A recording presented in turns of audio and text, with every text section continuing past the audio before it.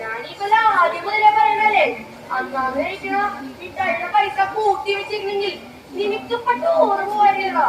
കൂട്ടി വെച്ച തമാശേ, പക്ഷെ മുത്തശ്ശിക്ക് മരുന്ന് വാങ്ങാൻ പൈസ ഇല്ലാണ്ടായപ്പോ ഞാനതങ്ങെടുത്ത് കൊടുത്തു. എന്തൊക്കെ പറഞ്ഞാലും അടുത്ത മാസം 10-ാം തീയതി മുൻപ് പൈസ തരുന്നവരെ ടൂറ് കൊണ്ടുപോകാൻ പറ്റുള്ളൂ.